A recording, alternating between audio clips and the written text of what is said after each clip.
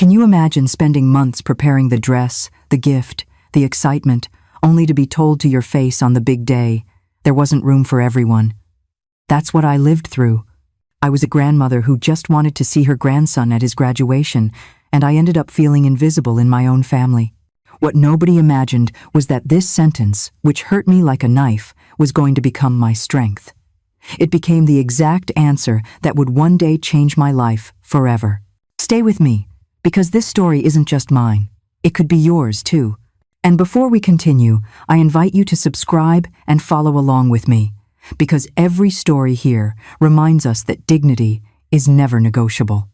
I was sitting in front of the window, the afternoon light turning the tablecloth golden, when I heard the sentence that broke me in two. There wasn't room for everyone. They said it slowly, as if they were explaining the weather, as if it didn't hurt. I took a deep breath so I wouldn't let out the "how could that be" that was stuck in my chest. I felt the hot phone in my hand, pressed to my ear, burning away a little bit of my pride. The living room smelled like freshly brewed coffee and flowers. It seemed like a house ready to celebrate. I was waiting for instructions, directions, an exact time, and instead they gave me a closed door. "I understand," I replied, even though I didn't understand anything, and I hung up carefully so they wouldn't hear me trembling. I kept looking at my reflection in the glass, and there I was, a grandmother with her heart quietly put in its place. I had spent weeks dreaming about that day, like someone saving a sweet roll for the perfect craving. I had the dress hanging on the door, deep blue, understated and elegant, very me. The new shoes were still in their box, waiting for a street full of hugs. My purse was prepared with tissues, just in case of tears, and a festive red lipstick. I had chosen a soft perfume, the kind that says "I'm here" without shouting. I imagined myself sitting in the row, clapping until my hands hurt. I imagined his gaze, searching for me in the crowd, just like when he was a boy, and I cheered for him from the bleachers. And now they were telling me no, that there wasn't room for everyone, and that everyone was leaving me out. The sentence started to bounce around the whole house, like a ball that nobody catches. There wasn't room for everyone. There wasn't room for everyone. The echo turned into a hum.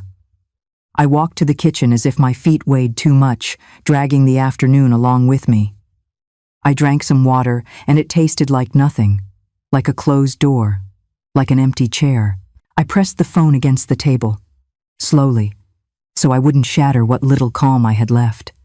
I tried to remember if I had ever left someone out like that, so heartlessly. The answer hurt me even more. Never. Not once in my life did I not have a chair for family. I always invented space. I always moved the world so we could all fit. I am not a woman in need, thanks to God and my years of work. I have my finances in order, my mortgage is paid off, my savings cared for like treasures. I'm not overflowing with life, but I'm not lacking either, and you can see that in my always ready table. When there's a birthday, I bring the cake. When there's a rush, I'm the backup plan that never fails. I don't need them to invite me out of self-interest, but I do need it out of affection, out of respect, out of having a place. Money settles bills, not love, and love is measured in simple details. A chair, and I'm waiting for you. You're here, those work miracles that can't be bought. And that day, the miracle I was asking for was so simple. To be a part of it, not an inconvenience. I put the dress on over my clothes, without zipping it, and looked at myself in the mirror to see if I was the problem. Was I too elegant for a public school graduation? Too serious for a modern party? Was it my age that didn't fit into that perfect, filtered photo with all the noise? I smoothed my hair with my fingers, as if smoothing my hair could smooth out my life. I remembered my grandson when he was little, with scraped knees and a crooked tooth smile. I remembered how he'd tell me, "Nana, look at me," every time he got on his bike. And now, on his big day, I had to watch from afar, from behind a closed door. What irony. Plenty of memories, but not one chair. I looked in the drawer for the card I had written him, in my slanted handwriting. "I'm proud of you," it said. And the word proud felt huge on me, like a big red bow. I ran my fingertips over it, the way you caress an old photo. I had bought him a nice gift, a tasteful watch with a phrase engraved on the inside. Not for luxury, but for memory. so that time would always tell him that his grandmother believed in him. I put the watch back in its box, the way you put away a word that finds no ear. I thought about leaving it at the front desk, like a message that refuses to give up, but I was afraid of seeming needy, and I am anything but that. I called my daughter to ask again, with a maybe I misunderstood voice. She sighed, like someone with 1,000 errands and 0 patience. "Ma, the auditorium is small. You know how these things are," she told me, as if I didn't know. Of course, I replied, swallowing my thunder so she wouldn't hear the storm. I offered to stop by later, to have coffee, to see them for just a little while. "Whatever. We'll see. I'll let you know," she blurted out, and I heard the invisible closing of a door. My stomach clenched, not from hunger, but from shame. I ended up saying, "God bless you," because blessing costs me nothing, nor does it inherit resentment. The house felt enormous, as if it suddenly had too many square feet and not enough voices. I turned on the television so I wouldn't hear my own silence, but I didn't even want noise. I put on some oldies, my old companions, and even so, the afternoon felt long. I sat down with the photo album, the pages crackling like dry leaves. There he was, in his little preschool robe, his smile painted with tempera. There I was, with my hair pulled back and that same proud look in my eyes, exactly like today. At what point did we fill up with no room? At what point did they stop counting on me as part of the picture? It's strange to say it, but I felt like a foreigner in my own family, as if I spoke another language, as if my love had no translation. I, who had learned to decipher cries and silences, now couldn't understand this distance. I felt the urge to cry mixed with the urge to disappear for a while. I opened the window to let the air in so I wouldn't suffocate in my own kitchen. The sky was clear, as if the city didn't know about my news. A neighbor waved from the sidewalk and I raised my hand, faking normalcy. "Good afternoon," I said, but inside, it was midnight. I remembered all the yeses I gave without warning, without conditions, without receipts. Times when registration fees had to be paid, or for supplies, or uniforms, and I stepped in. The emergencies that aren't talked about, but are paid for, and I paid. The school trips, the fundraisers, the science fair projects, and I helped. Not out of obligation, but out of joy, out of the happiness of being part of the team. I thought about writing down all those yeses in a notebook, just so they wouldn't get lost. Not to collect on a debt, but to remember that I always built my place with actions. And even so, today, there wasn't room for everyone. The day of the graduation dawned bright, an insolent light on my table. I made coffee and served it in the nice mug, the one I save for happy days. I got dressed in simple clothes, like someone standing guard over their own heart. I didn't want to go out, but I didn't want to stay in. I didn't want to talk, but I didn't want to be silent. A strange contradiction. I heard fireworks in the distance, scattered applause, voices that were not meant for me. Photos appeared on my phone, pixelated smiles, perfect poses. I swiped my finger without stopping, as if deleting were the same as healing. It isn't, but at least it numbs things a little. Around noon, the doorbell rang, and I almost ran, like someone expecting a miracle. It was the delivery guy with a package that I myself had ordered days ago. A hardcover planner, elegant, where I planned to write my resolutions. I opened it, and the first line said, "Today I start new." I laughed quietly, because life is sometimes shamelessly clear. I took a pencil and wrote, "I will never beg for a chair again." The sentence came from my soul, with a firm pulse, as if I had known it all along. I closed the planner and poured myself another coffee, this time without trembling. They called me in the afternoon, when the sun was already weak and the neighborhood was calm. I answered with a voice that surprised me with how tranquil it was. On the other side, I heard rushing, footsteps. "Ma, just a little thing. Can you help us?" The word help hit my memory, jumping straight back to that morning. There were explanations of last-minute expenses, bills, family. I bit my lip, looked down, and felt a new strength settling in my chest. I didn't respond right away, because sometimes silence puts the pieces in order. I looked at the blue dress hanging up and thought that maybe, finally, there was a place for me. I took a deep breath, letting the calm do its tiny, ant-like work. I heard myself say, "What exactly do you need?" Like someone opening a file. They reeled off a quick list. This, that, for today, for right now, urgent. I wrote it down in the planner, the one that said, "Today I start new," and my handwriting didn't shake. My house was quiet, but I was no longer the same person I was that morning. Between one word and the next, I felt my boundaries waking up, stretching like sunflowers. "Let me check," I said, and I didn't promise. I didn't run. I didn't offer. The door I was closing wasn't one of resentment. It was one of respect. That night I didn't cry, which is rare for me when something hurts. I put lotion on my hands, took off my earrings, tied back my hair. I went to the closet and touched the dress, not with sadness, but with affection. There will be other occasions, I told myself, and for the first time I believed it. I put the watch on the nightstand, wrapped, waiting for its right moment. I also deserve a right moment, a chair with my name on it.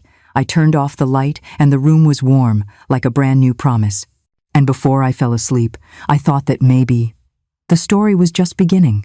I had been waiting for that call like someone waits for good news, like someone getting excited for an announced hug. The phone vibrated on the table and I ran to answer, thinking they would finally tell me the time, the place, the ticket for my grandson. But the voice I heard didn't bring an invitation. It brought a cold excuse. "Ma, the auditorium is small. There wasn't room for everyone." I froze, my mouth open and my heart sinking. I was expecting coordinates. I received a slam of the door disguised as an explanation. I closed my eyes and for a second, I thought I had misunderstood. I repeated the sentence in my head, slowly, to see if it took on another meaning. There wasn't room for everyone. No, it wasn't a mistake. It was a rejection. I, the grandmother who saw him take his first steps, who held his hand walking him to kindergarten, was now left outside like a stranger. I felt my legs go weak, and I had to sit down in the kitchen chair. The backrest supported me, but my soul fell to the floor. My excitement crumbled like a cake forgotten in the oven. I had been saving that dress for months, practicing my hairstyle, imagining the family photo with him, with his cap, with his smile of achievement. Every detail was a gift I was giving myself, a reward after so many years of being present. And suddenly, all of it became ridiculous, like a poorly told dream. No dress, no photo, no applause. Just a "you didn't fit." I looked around my living room, that room that was always the meeting point, where there was never a lack of space for anyone. I myself had moved recliners, pulled chairs in from the patio, settled people on cushions so no one was left out, and now they were telling me there was no space for me. What cruel irony.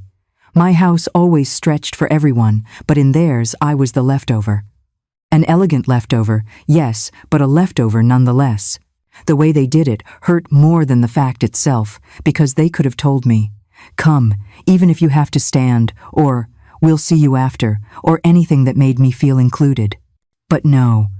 It was a dry discard, like someone throwing away a card from the deck because it's no longer useful. There wasn't room for everyone. That sentence left no options. They were telling me I was not a priority, that I was not part of that everyone. I hung up the phone carefully, slowly, as if the device were made of crystal. I didn't want them to hear my trembling silence. I took a deep breath and stood up, but my body wouldn't respond. I walked to the hallway mirror and saw my dull face, the shadow in my eyes. There was the woman who always opened doors, now looking at a closed one. And on my lips, a strange expression. Not a smile, not a cry, just a crack. I turned on the television looking for a distraction, but every image seemed hollow. Music was playing in the background, and still, my mind repeated that phrase. No room, no room. It was an unbearable echo, as if someone were carving it into the wall of my memory. I tried to distract myself by cleaning, folding clothes, watering the plants, but nothing worked. The humiliation stuck to me like dust on my skin. I asked myself 1,000 times what I had done wrong. Had I spoken too much at the last get-together? Had I annoyed them with a comment? Did they consider me old-fashioned, a burden, an uncomfortable ornament? The doubts were knives, stabbing me over and over. And yet, deep down, I knew it wasn't about me, but about their way of setting boundaries where they shouldn't. But knowing that didn't make it better. It hurt just the same. I barely slept that night. I went to bed early, but every time I closed my eyes, I saw the ceremony I was missing. I pictured him receiving his diploma, looking at the audience, and I wasn't there. I pictured myself clapping loudly, yelling, "That's my grandson," and I fell silent again, because my voice didn't have permission. The silence of the room suffocated me more than any noise. At dawn, I woke up with swollen eyes. I went to the kitchen, made strong coffee, and drank it slowly, as if each sip gave me a little bit of courage. The mug trembled in my hands, but not from the heat. It was the contained anger, the shame that was burning me. I swore to myself that I wouldn't cry in front of anyone, that if the tears came, it would be in my house, by myself, with no witnesses. I sat down to write in a notebook, something I hadn't done since I was young. The words came out crooked, with anger, with sadness. I wrote the phrase, "There wasn't room for everyone," over and over, as if repeating it could empty it of its meaning. But it didn't empty. On the contrary, it got heavier every time. The page ended up stained, wrinkled, like a beaten heart. I closed the notebook hard and put it in the deepest drawer. That afternoon, I received a text with photos from the ceremony. My grandson, smiling, his diploma in his hand, surrounded by applause and hugs. I looked at him with pride. Yes, but a wounded, incomplete pride. He was my grandson, but it was not my moment. I was left with the dress in the closet, the gift undelivered, the applause stuck in my chest. And the worst part was that feeling of being invisible, of my presence not counting, as if my love had become a piece of furniture left in the hallway because it no longer matches. The indignation didn't arrive shouting. It arrived quietly, heavy, like a wet coat you can't take off. I walked through the house aimlessly, measuring steps that felt like chains dragging on the floor. Every object held a memory. The Christmas tablecloth, the framed photos, the Sunday dishes. I, the woman who always solved everything, now felt unplugged from my own family. I poured myself some water, and it tasted like a closed door, like a long, endless hallway.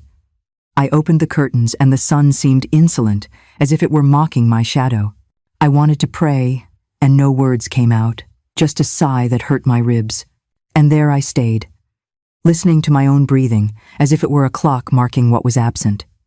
That afternoon, I counted my silences like other people count money. 1, 2, 3. Too many. I remembered the last time they asked, just a little bit, and I ran, because that's who I am.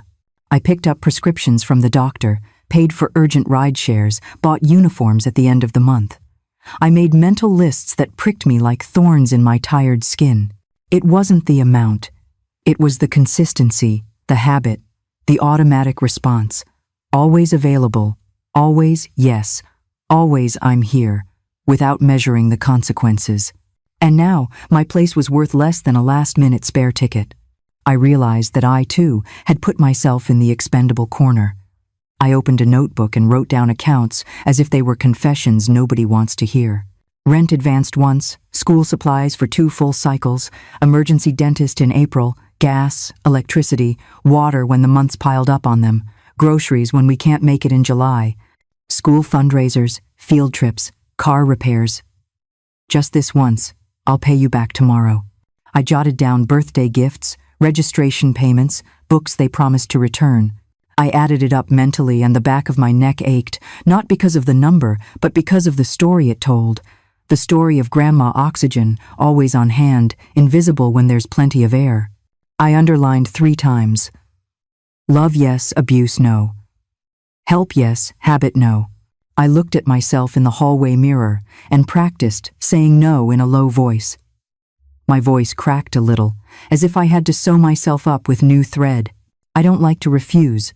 I was raised to open the door and serve coffee. But coffee also gets cold when nobody drinks it with you. I thought of my mother, of her soft nature and her firm back old school. She would have told me, "Honey, affection without respect becomes an unpayable debt."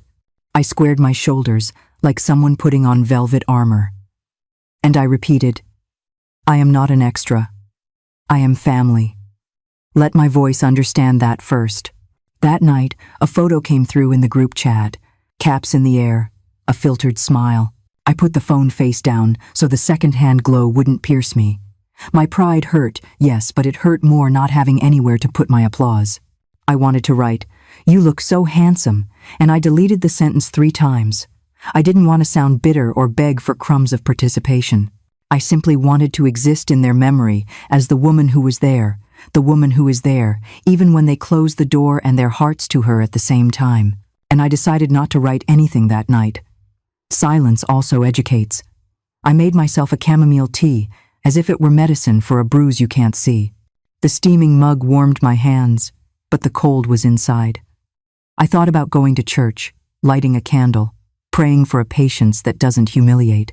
The room smelled like soap, like clean sheets, like a calm that wouldn't come. I put the blue dress away in its garment bag, like someone putting away a secret that is still breathing. I ran my hand over the fabric and promised it. One day, I'll wear you with pride. That one day stuck in my throat like a prayer without an amen. I turned off the light and left the door ajar, to let in a little bit of the future. The next morning, the world was the same, but I was not exactly the same. You could barely tell, like a tense thread behind a well-ironed blouse. I put on oldies, soul music that knows how to carefully unpick the knots in your soul. As I swept, I felt I was also sweeping away excuses, sweeping away the dust of, "Oh, well, that's just how it is." No, it's not just how it is. It's how we've allowed it, and that stings differently. I put fresh flowers in the vase, opened windows, let the street in. I wanted my house to remind me that I always knew how to welcome people, and that whoever doesn't know how to welcome me didn't learn the most important thing from me. Around noon, I called an old friend, the kind that can read you by your tone of voice. She listened without interrupting, the way you listen to a rain that promises to clean. "Girlfriend, you never fail. And that's why they dump everything on you," she told me, with no anesthesia. I stayed quiet for a moment, letting the truth settle in without a fight. "It's one thing to help, and another to be used," she finished, with sisterly affection. I felt the spine you can't see straightening inside me. "Put a price on your peace," she added, and that phrase hung on my chest. "Are you paying with money or with dignity?" I've already paid way too much with the second one.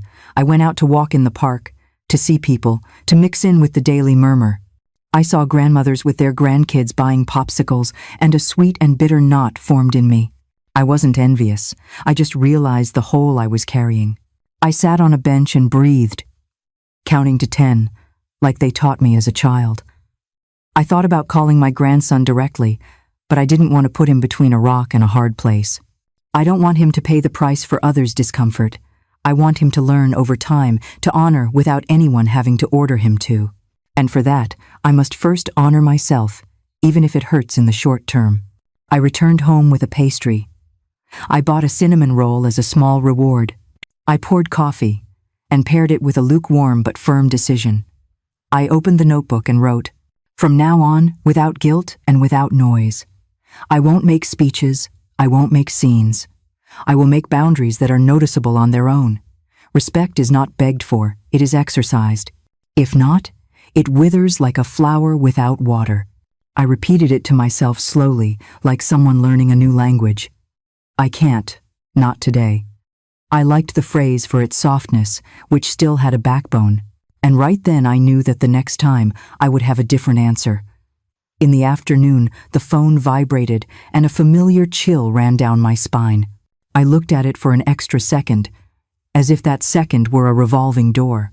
The number told me family. The history told me be careful. I let it ring for a bit, knowing that the old reflex wanted to answer on the run.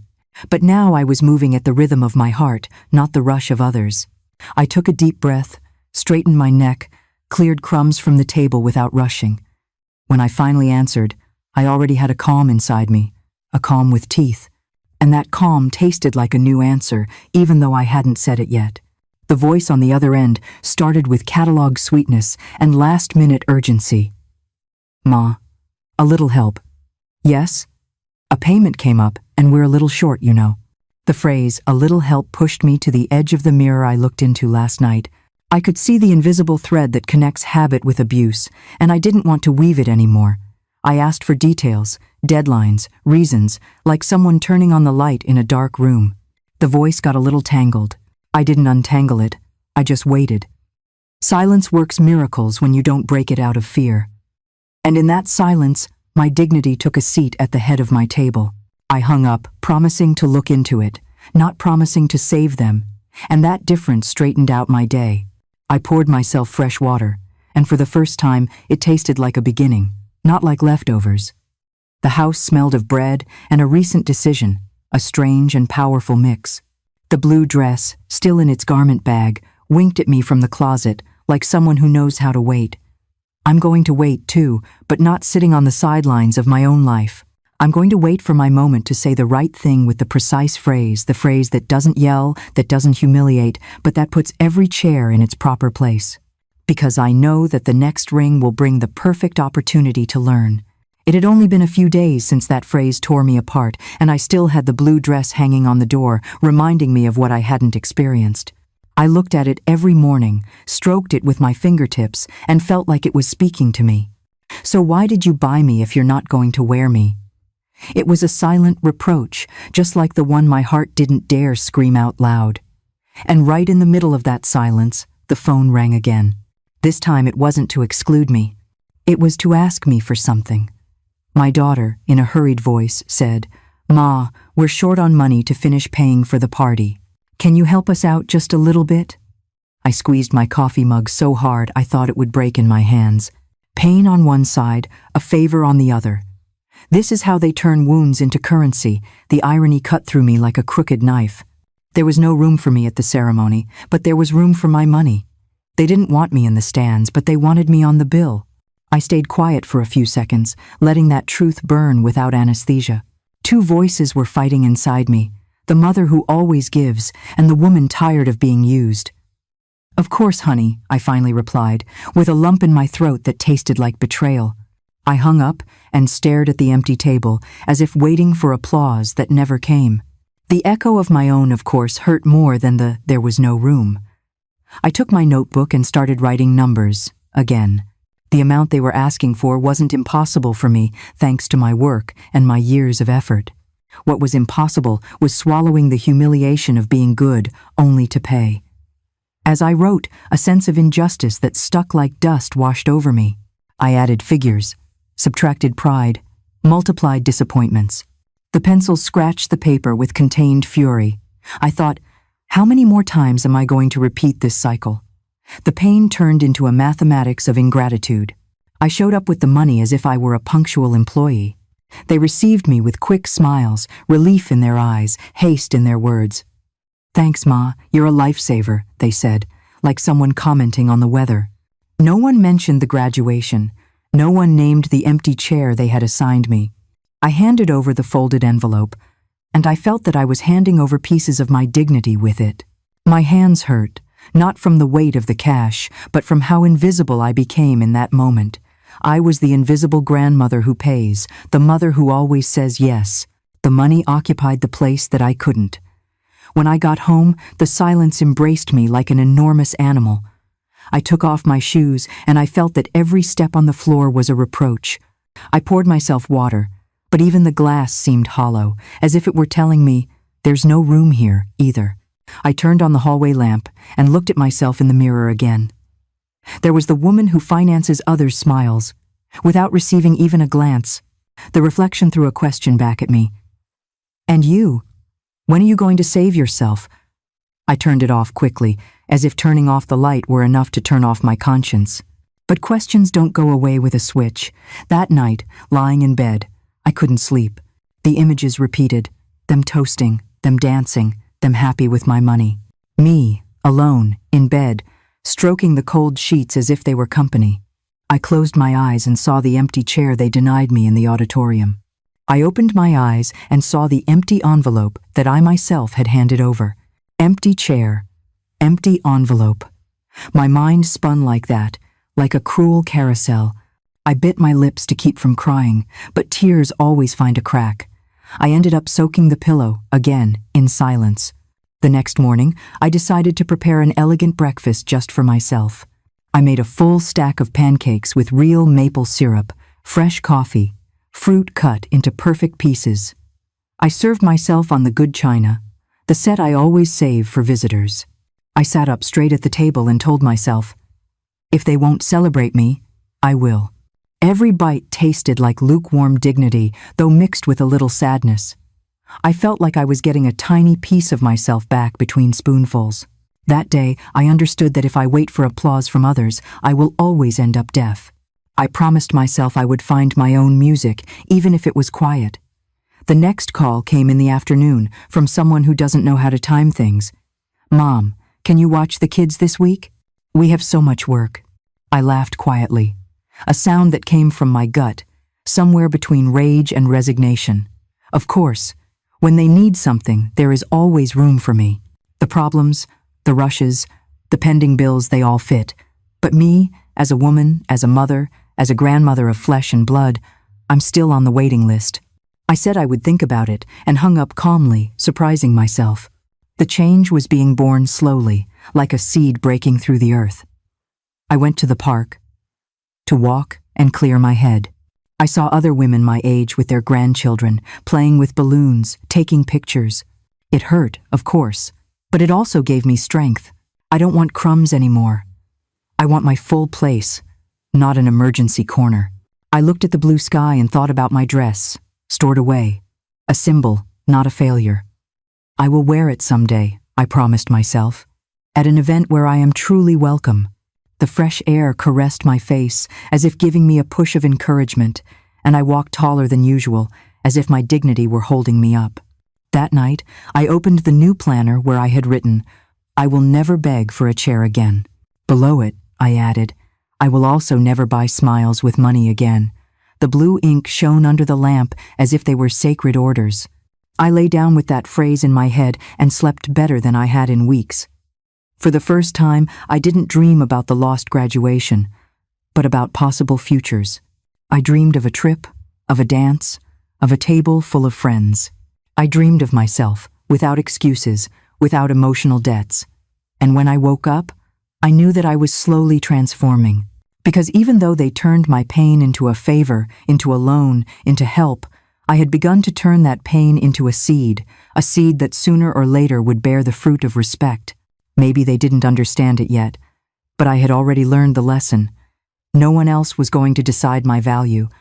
No one else was going to put a price on my chair at the table. And as I closed the notebook, I felt something straightening up inside me. It was my spine, my voice, my story beginning to reclaim its place. That same week, when I handed over the money with trembling hands, I noticed the strange smiles, the ones that don't reach the eyes. They gave me a quick hug with a thanks, Ma, that sounded more like a transaction than gratitude. I felt as if they had put an invisible costume on me, the woman who solves problems, not the mother they feel. They offered me a plate of food at the table, but not a space in the conversation. I watched them and listened, and every word floated by without anyone including me. It was like being in a theater where they had already handed out all the roles, except mine. And right then I understood. The masks of affection had slipped. They were no longer family, they were favor collectors disguised as children. I stayed quiet, with a borrowed smile, pretending I didn't see the scene. They talked about plans, about parties, about photos, as if I didn't exist. I nodded, like someone listening to a language they don't understand, but pretending to. Every bite I took tasted like cardboard, like indifference served in a deep dish. The air in the room was heavy, as if someone had closed the windows of affection. I wanted to get up and leave, but habit tied me to the chair, as it had so many times. My heart screamed at me, run, but the obedient grandmother stayed seated. And that obedience was my greatest betrayal. One of them joked, if it weren't for Mom, there'd be no party, right? Everyone laughed, except me. They said it like a joke, but to me, it sounded like a sentence. It was the confirmation of what I already suspected. They saw me as a cash machine in a skirt. Not as a woman, not as a mother, not as someone with emotions. Pride burned in my throat, but I swallowed and turned it into silence. That laughter, which for them was light, was a slap without hands for me. I had never felt so clearly the contempt wrapped in a joke. When I left that gathering, the air on the street felt cleaner than ever. I breathed deeply, like someone climbing out of an invisible prison. The sun hit my face, reminding me that there was still life outside of that indifference. As I walked toward my house, I felt like I was leaving a cheap theater behind. I repeated to myself slowly, I am not a cash machine. I am not a backup plan. I am not a shadow. The words sounded strange, as if they were new in my mouth. But with every repetition, my bones seemed to settle to place, and every bone that settled straightened me up a little more. That night, I opened the box with the watch I never delivered. I watched it shine under the lamp with the phrase engraved inside. I believe in you. I thought, who have I been believing in all this time? In them, or in the hope that they would love me differently? The watch became a mirror of my mistake. I trusted the affection of those who were only looking for my outstretched hand with money. The tick-tock sounded like mockery, like a cruel reminder, but also like an alarm clock that I could no longer snooze. It was time to wake up from that toxic habit. I started to review in my memory the details I hadn't wanted to see before. The calls that only came when there were debts. The hugs that coincided with payment dates. The uncomfortable silences when I asked for a little company. The times they didn't answer my messages because they were busy. The graduation was the straw that broke the camel's back, but the glass was already full of years of gestures that were now unmasking themselves. It was like watching a movie on repeat with new subtitles. I looked at myself in the mirror and told myself something I had never dared to. They have used me. The phrase landed like a stone, heavy, hard, impossible to deny. It wasn't an exaggeration. It wasn't drama. It was the pure truth escaping through my teeth. I cried for a while, but not from sadness, from indignation. The tears burned. They didn't refresh. Each one carried names, dates, favors. It was a liquid list of everything I had kept silent, and that list became my first proof of dignity. The pain transformed into courage, and the courage into determination. I sat down with my notebook, no longer to write down expenses, but to write new rules. Me first was the first line. No to jokes disguised as gratitude. No to conditional affection. No to emergency calls that never ask how I am. Each rule was a brick, and I was building a wall. A wall that doesn't isolate me, but protects me. The next day, my daughter called again. Her voice sounded affectionate, too affectionate, and that already smelled wrong to me. "Ma, I miss you. How are you?" she began.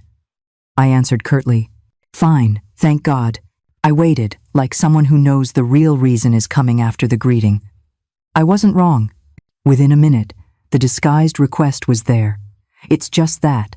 A few payments piled up on us. And right there, I confirmed that the masks had fallen off completely. This time, I didn't say yes right away. I heard myself say, "I can't right now." The phrase surprised me more than it surprised her.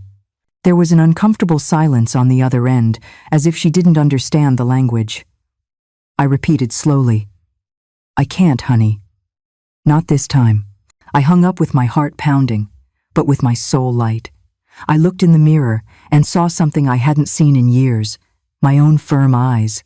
And in those eyes, I understood that the mask I had also been wearing, the submissive one, was beginning to fall. Because it wasn't just their masks that fell. Mine did, too. The mask of the grandmother who puts up with everything, of the mother who never says no. It shattered like fragile glass, and even though it hurt, it let me breathe better. I no longer wanted to play a role that didn't belong to me. I wanted my real place, not a borrowed stage. And that place is built with a firm no and with a yes to myself. The masks fell, and what was left was the truth. An uncomfortable truth, but also a liberating one. I agreed to go to that family dinner almost out of inertia, like someone going to a place where they already know they won't be entirely welcome. I dressed discreetly. A simple dress, a necklace inherited from my mother, soft perfume. I wanted to present myself with dignity, even if I felt like a patch on the inside. As I entered the house, I was hit by the smell of hot food and laughter that wasn't meant for me. Everyone was greeting each other, hugging, taking photos, and I was left on the sidelines, holding my purse as if it were a life raft. I was offered a seat at the end of the table, as if they were placing me where I'd be least in the way. I accepted it with my head held high, but the humiliation was burning me up inside. That night, I understood what it means to be present and, at the same time, invisible. The table was full of dishes, meats, salads, hot bread, wine. The plates bounced from hand to hand, glasses were raised in loud toasts. I barely tasted a bite, because every forkful tasted like silence. They talked about plans, about trips, about new purchases, and nobody asked me anything. I listened, with a smile plastered on like a mask that was already heavy. It wasn't a conversation. It was a shared monologue where my voice had no seat. Every time I tried to join in, someone changed the subject or laughed at something else. It was as if I were a ghost sitting at the table, nameless, storyless. Suddenly, someone let out a joke that pierced my chest. "If it weren't for Mom, we wouldn't be eating so well, eh?" Everyone laughed, raised their glasses, as if it were a charming comment. But for me, it was another slap disguised as a joke. I knew those words were true. Many of those meals existed because I had covered the difference. But hearing it like that in a mocking tone reduced me to a wallet with legs. I swallowed my indignation with a sip of water that tasted bitter. That toast wasn't an homage, it was a reminder that to them, I am more useful than loved. I looked around and saw my grandchildren running through the living room, oblivious to the situation. They were laughing innocently, not knowing that their grandmother was falling apart in silence. I wondered if they would ever understand what was happening, if they would one day see me with different eyes. I didn't blame them, they were children, but it hurt to imagine they might grow up believing I was just the one who pays. That idea hurt more than the indifference from my own children. I gripped the tablecloth with my fingers so I wouldn't break down crying. The embroidery left a mark on my skin like a temporary scar. It was my way of not screaming, of not standing up and flipping the table. The after-dinner conversation became unbearable. There was laughter, anecdotes, work stories, future plans. I just wanted to get up and leave, but habit kept me there. I felt like a background actor who appears in the back of the scene, without a script. Every minute was longer than the last. Every word from someone else made me smaller. I thought about faking a headache, inventing an excuse to escape. But something inside me said, "Stay. Look at them closely. Learn." So I stayed, observing every gesture like someone discovering an old secret. And I saw it clearly. The scene wasn't a gathering. It was a showcase. Everyone was showing off what they had, what they bought, what they achieved. The food was abundant, but the table was empty of affection. I saw my reflection in a wine glass and barely recognized my own gaze. Who was that quiet, diminished woman accepting crumbs of attention? It was me, disguised in patience, painted with endurance. A caricature of the strong woman I used to be. And I swore to myself that this would be the last time I played that role. When the dinner finally ended, I stood up calmly, saying my goodbyes politely. They gave me a quick hug, scattered words. "Thanks for coming, Ma." Nobody noticed that my smile was made of glass, about to shatter. I walked to the door slowly, like someone crawling out of a well. The fresh air of the street hit my face like a bucket of clean water. I breathed deeply. I felt my lungs expand again. Every step toward my house was a liberation. And even though my knees were shaking, I knew I had learned something that night. When I got to my home, I turned on all the lights. I wanted to feel that this space was hugging me, that here there was room for me. I poured a simple coffee, without frills, but with dignity. I sat at my table, the same one that always had room for everyone, and I thought, here, there was never a missing chair. Here, there was never a missing voice. I wasn't alone. I was with myself, and that was already more than what they were giving me. The silence of my house sounded like music after the noise of that dinner. It was the most honest silence I had heard in years. I slept with tears that night, yes, but they were different tears. Not of submission, but of revelation. Every drop that ran down my face carried the weight of the dinner, but also the strength of the decision. I didn't want to feel invisible again, in a place that should be mine. I didn't want any more laughter that used me as a joke. I didn't want any more chairs at the corner of the table. I promised myself, the next time they ask, they will not find the same woman. They will find the one who learned to say enough. I woke up with a tired body, but a wide-awake soul. I opened the windows and let the new air in. The sun lit up my living room as if it were giving me an embrace of forgiveness, and I told myself, I'm not going to erase the dinner of shame. I'm going to use it as a mirror where I never want to recognize myself like that again. A mirror that will remind me that dignity is not negotiable. That day, the pain began to transform into a seed, and I knew that soon it was going to bloom into something different. After that dinner, I spent days ruminating on what I had lived through. The image of everyone laughing while I shrank in the corner of the table haunted me even in my dreams. It wasn't just that night, it was the reflection of years of silences and concessions. I realized that I had been taught to be strong, but not to set boundaries. I had been raised to serve, to give, to endure, as if dignity were infinite. But my dignity was wounded, and the wound was already festering. That pain wasn't sadness, it was a warning, and I knew I was reaching the edge of my own patience. One afternoon, my neighbor Teresa came to visit, a frank woman, the kind who doesn't sugarcoat her words. She looked me in the eyes and said, I can see the sadness on your face, girlfriend. I told her a little, with shame, as if I were guilty of what they were doing to me. She interrupted me bluntly. Don't you see? They only look for you when it's convenient. Her words were like knife stabs, but also like an alarm clock. I stayed quiet, because there was no way to refute them. Where is your place as a mother? Where is your place as a woman? She finished. That echo stuck in my chest. That night, I went to bed with Teresa's sentence turning over in my head. I couldn't sleep, because every word opened a window of memories. I saw myself running to hospitals, handing over envelopes, watching grandchildren, paying for unexpected expenses, all with a tired smile, with an, of course, honey, of course, son, that had become automatic for me. But who ran for me? Who took care of my silences? Who asked how I was? No one. The answer was as clear as it was painful. No one. And that answer was my true breaking point. I got out of bed at midnight, turned on the light, and took out my notebook. I didn't want to sleep.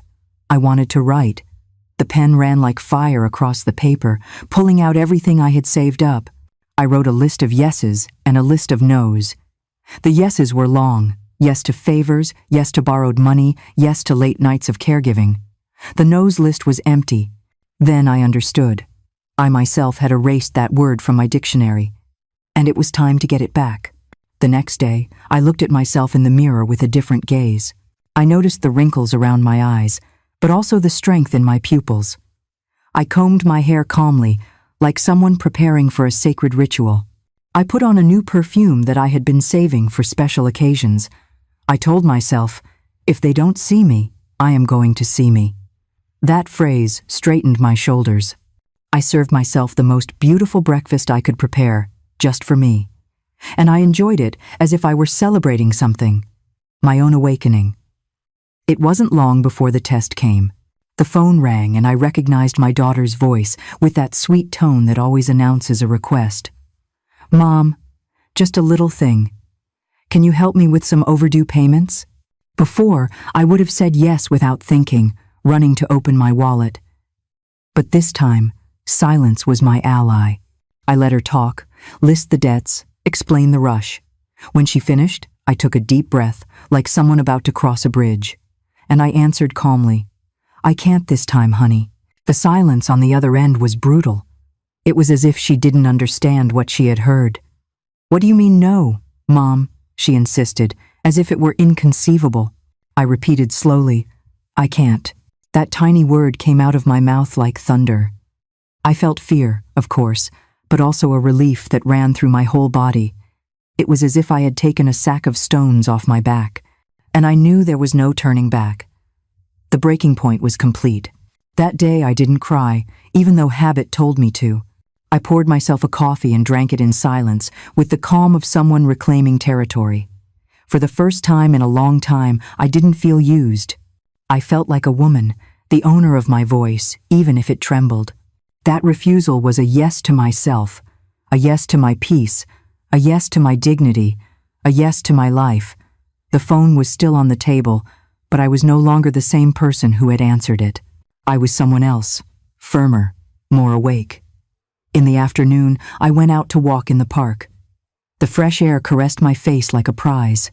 I saw families together, children playing, couples arguing, life in its normal flow. I walked straight, with a sure step, like someone carrying a powerful secret. My secret was simple.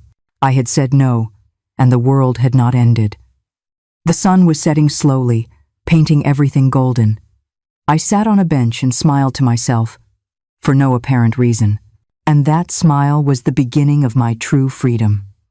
I returned home with the certainty that something had changed forever. It wasn't just a one-time decision. It was the beginning of a new version of me. The woman who stayed silent had been left at the table of that dinner. The one walking with me now had a voice, had strength, had boundaries. I looked in the mirror, and for the first time, I recognized myself. I was not a shadow. I was not a cash machine. I was not an ornament. I was a whole woman. And that woman had found her breaking point. After saying that no for the first time, I discovered a new power: silence. Not the silence that hurts because it excludes, but a silence that protects, that creates distance. I stopped running to answer calls, jumping at every ring. When the phone rang, I let it vibrate for a while, testing my own patience, and I realized something. The world didn't fall apart if I wasn't available. That discovery was like breathing fresh air after years of confinement. Silence was my most elegant revenge. No shouting, no scenes, no accusations. Just calculated absence. My children started to notice. The calls became less frequent, and when I did answer, my words were short. The anxious mother who offered solutions before they even finished speaking was gone. Now, I was the one measuring every phrase, like someone measuring drops of water in the desert. I'll think about it. Let me see. I can't right now were my new answers. Their surprised tone confirmed that they didn't understand the change, and I smiled silently, because that confusion was part of my revenge, the revenge of showing them they couldn't keep treating me like an automated teller machine. One day, my daughter said to me, with a little annoyance, "Ma, you don't answer like you used to." I took a deep breath and replied, "I used to always be able to. Now, I can't always." The silence after that sentence was louder than any argument, because right then they understood they no longer had me guaranteed. That silence fed me more than any applause. It was the echo of my independence resounding in their ears. I didn't need to shout to be heard. I just needed to be quiet where I used to overflow. I started to treat myself to small pleasures with the time and money I was no longer giving away. I bought fresh flowers for my table without expecting visitors. I bought myself a new dress, not blue, but red like a private declaration of war. I signed up for a salsa class at the community center where no one called me Ma. Every step of salsa was a step of freedom. Every laugh shared with strangers reminded me that I still knew how to live. I found myself laughing loudly, something I hadn't done in years, and I understood that the sweetest revenge was getting my joy back. Silence also became my ally at family gatherings. I no longer offered my opinion on everything. I no longer explained. I no longer justified. I listened, I observed, and I let them feel the gap left by my participation. When someone made a joke at my expense, I no longer laughed out of obligation. I stayed silent, looked them straight in the eye, and that gesture made them more uncomfortable than a scream. The masks were falling, one by one, right before my eyes. They knew I had changed. I knew I was finally reclaiming my territory. The most beautiful part was discovering that my silence gave me peace. Before, I used to get anxious about not being involved in everything, not saying yes to everything. Now, silence wrapped around me like a warm blanket on a cold night. I no longer felt guilt. I felt rest. Rest from years of emotional overload, of sacrifices without recognition. I realized I didn't have to explain my life to anyone. My life, my time, and my money were also mine, and silence was the key to keeping them safe. One afternoon, my younger son came to visit me. He walked in with his usual laugh, but I noticed a strange glint in his eyes. He sat down across from me and said, "Ma, you seem different, calmer." I looked at him, unhurried, and replied, It's because I learned to be quiet. He paused, thinking, not knowing what to say. I served him coffee, and we left it in suspense, like a shared secret. That moment confirmed to me that my change was starting to show, that silence spoke louder than 1,000 sermons. Deep down, it wasn't revenge against them. It was revenge against the woman I had been. That woman who said yes to everything, who ran herself ragged until she lost herself. My silence was a way of saying goodbye to that tired version of me. It was an embrace for the woman who was being reborn with strength. I no longer needed to give long explanations, because my silence was enough. I no longer needed to justify my value, because I felt it in my skin. My revenge was simple, dignity wrapped in calm, a calm I had never experienced before. I found myself enjoying simple things with a new intensity. Walking in the park, reading a book aloud, cooking just for myself. Every detail became an act of resistance against the habit of giving everything away. The revenge wasn't screaming, "You used me." It was demonstrating, "You don't use me anymore." Silence was my shield, my answer, my quiet shout. And in every silence, I felt stronger. The revenge isn't measured in screams, but in conquered peace. And I, at last, was conquering mine. The phone rang again one night, insistent, urgent. I looked at it, let it ring, and did not answer. The device glowed on the table, but I looked at it like one observes an old enemy. Every ring was a reminder of my old reflex. Before, I would have run to answer. Now, I preferred to listen to my own heart. When it finally stopped, the silence embraced me. That silence tasted like victory. It was my silent revenge, and no one could take it from me. The day came faster than I imagined. Another call, another voice loaded with urgency, disguised as affection. "Mom, really, this time it's important. We need your help." The speech was the same as always. Overdue payments, accounts that didn't add up, problems that seemed to fall from the sky. I listened in silence, letting the words hit me like raindrops on a window. Before, they would have soaked me. Now, they just rolled off. I was no longer the woman who ran to the rescue. I was someone else, firmer, more in control of myself. My daughter insisted, "Ma, understand us, it's urgent. We have no one else to ask." I took a deep breath, closed my eyes, and remembered the phrase that had broken my soul. There wasn't room for everyone. I felt the echo of those words, as if they had been waiting for this very moment to return. The pain they caused me then turned into strength now. The memory gave me calm, not rage. It was my chance to return the lesson, not with resentment, but with poetic justice, and I was not going to waste it. I let a long second pass before answering. That second was my stage, my pause, my triumph. The voice on the other end was already trembling with impatience, and then I said slowly, with a soft but firm voice, "I'm sorry, honey, but this time there's no room for everyone." The silence after my sentence was so thick you could cut it with a knife. I savored it, the way you savor a long-awaited piece of candy. That answer, short and precise, was the fruit of all my transformed pain. She hesitated. "What? What do you mean no? Ma, you always help us." I noted the bewilderment in her voice, as if she were suddenly talking to a stranger. And in a way, she was. I was no longer the submissive mother from before. I was a woman who had learned to stand up. I repeated the phrase without raising my tone. This time, there's no room for everyone. I knew it hurt, just as it had hurt me. But I also knew it was necessary. Because sometimes life teaches more with one no than with 1,000 yeses. I hung up calmly, without tears, without trembling. I stared at my reflection in the window, seeing my own firm eyes. I felt a warmth in my chest, not of anger, but of liberation. It was like taking off a heavy coat in the middle of summer. That sentence had given me back to myself. For the first time in years, I didn't feel used. I felt respected, even if only by myself, and that self-respect was already worth more than anything else. I slept peacefully that night. I dreamed of empty chairs that were suddenly filled with my name. I dreamed of tables where I had a place at the center, not in the corner. When I woke up, I knew that dream was more than a wish. It was a symbol, the symbol of the lesson I had just taught. I didn't need to scream or make demands or humiliate. I just needed to return the words at the right moment, and those words did the work that my tears never could. The next day, there were no calls. Silence reigned in my house, but this time, it wasn't heavy. It was restful.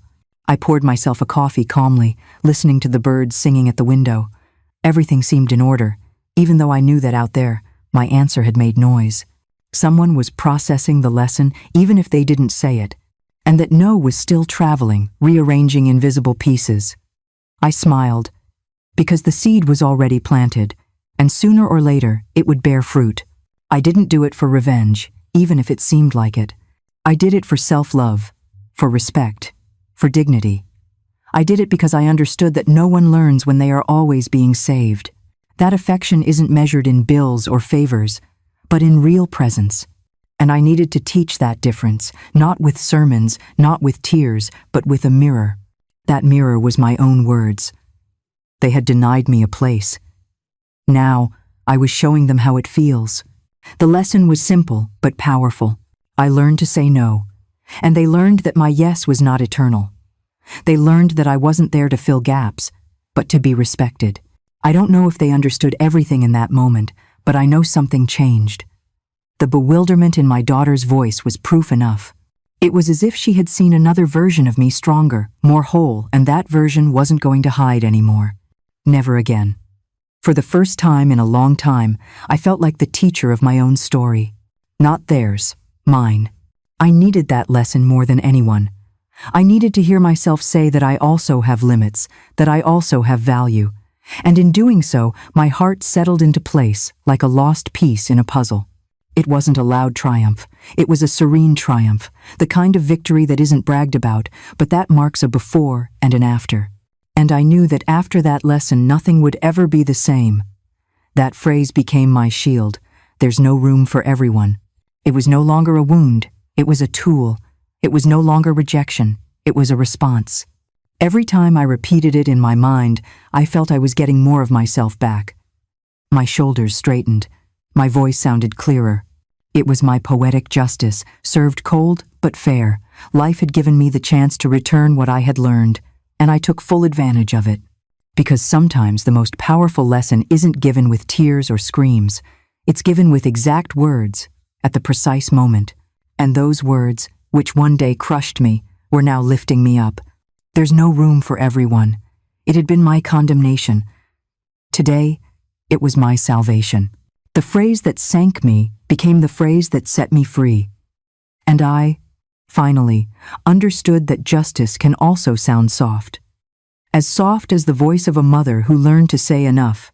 After that call where I responded with my own justice, something inside me settled.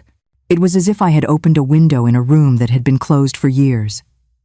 The air came in clean, new, full of possibilities I hadn't seen before. I looked at myself in the mirror that morning, and for the first time in a long time, I recognized the woman looking back at me. I was no longer the exhausted mother or the grandmother used as a cash machine. It was me, a whole woman, with wrinkles from her struggles and eyes full of hope. I smiled at myself, shyly at first, but that smile widened until it looked like a victory. I had been born again, but without a cradle. I was born from myself. I served myself a different breakfast eggs with beans and warm tortillas, but the important part wasn't the menu, it was the ceremony. I lit a candle in the center of the table, as if celebrating a silent birthday. That day was the birth of my new life, even if it didn't appear on any calendar. Every bite tasted like freedom. Every sip of coffee like recovered dignity. I felt like I was at an intimate party with myself, with no guests, but with all the love. And I understood that I don't need witnesses to validate me. I am enough in my own company. I started to fill my days differently. I went to the market and bought myself flowers just because I like them, because I deserve them. I signed my name up for a painting workshop at the community center, even though I never had talent. I wasn't looking for perfection, I was looking for expression. And every crooked stroke on the canvas was a scar turning into color.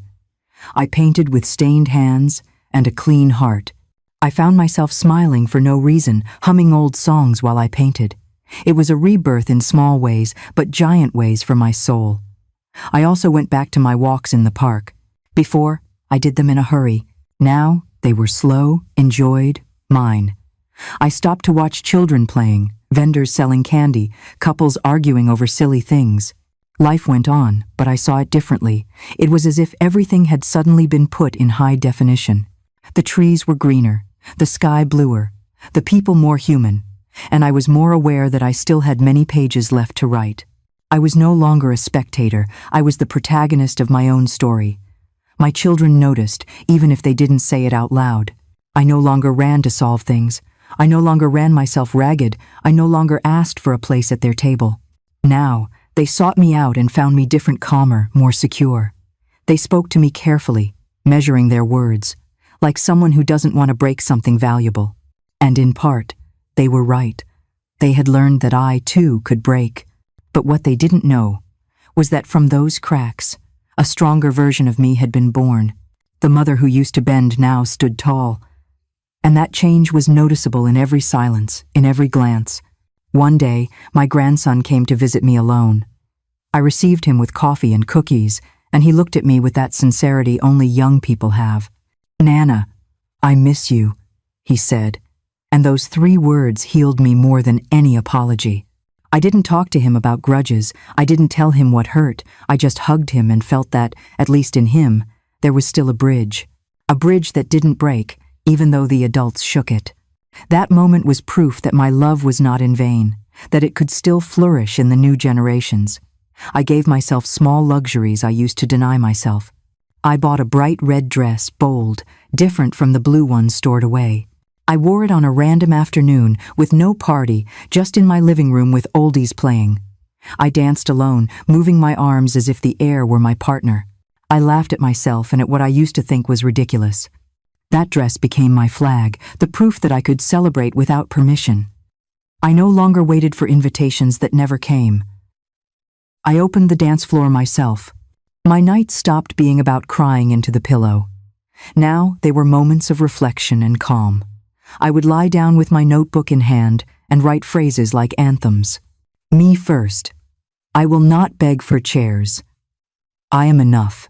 Every page filled with declarations that were rebuilding me. It was like embroidering a new tapestry for my life with words. The tears still came sometimes, but they were no longer tears of pain. They were tears of gratitude for having saved myself. Solitude stopped feeling heavy like a condemnation and started to feel like a choice. I decided my routines, my pleasures, my company. I was no longer afraid of being home alone. It was my refuge, not my punishment. I lit incense, put on music, cooked only what I felt like eating. My home, which used to feel empty, now embraced me like never before. Because I understood that the important thing isn't how many people are at the table. The important thing is not to feel invisible at it. And I was no longer invisible, not even in my own life. My neighbor Teresa saw me one day and said, "You look different, more alive." I smiled at her and answered, "Because I was born again." She laughed, thinking it was a metaphor, but I knew it was the truth. I was born from my own ruins, from my own silences, from my own no's. And this new birth, I owed to no one but myself. It was a silent rebirth, with no mariachis or parties, but full of dignity. A rebirth that taught me that justice doesn't always shout. Sometimes justice is reborn in a quiet but firm voice. The watch I kept, the one I never delivered, stopped being a wound. I put it on my nightstand, not as a pending gift, but as a reminder. Every tick-tock told me, time is also yours. I no longer counted the hours for someone else. Now they were my hours. That watch stopped being heavy and started being company. And I looked at it every morning with gratitude, because it reminded me that it is never too late to be reborn. Not even when everyone took you for granted. Now I walk with my head held high, with firm steps and a clear gaze. I am no longer the woman who was waiting for a chair at the graduation. I am the woman who learned to build her own table, with her own place. My wrinkles tell stories. My eyes hold battles won in silence. I don't need them to applaud me, because I celebrate myself. I don't need them to invite me, because I invite myself. The rebirth didn't come from the outside, it came from within. And finally, I feel truly alive. If this story touched your heart, I ask you for something very simple. Let me know in the comments where you are watching from, and tell me what part of the story made you reflect the most. Give this video a like, because that's how I know you want more stories like this one. And don't forget to subscribe to the channel and activate the bell, so you don't miss any of these emotional and surprising stories that teach us so much about life and dignity.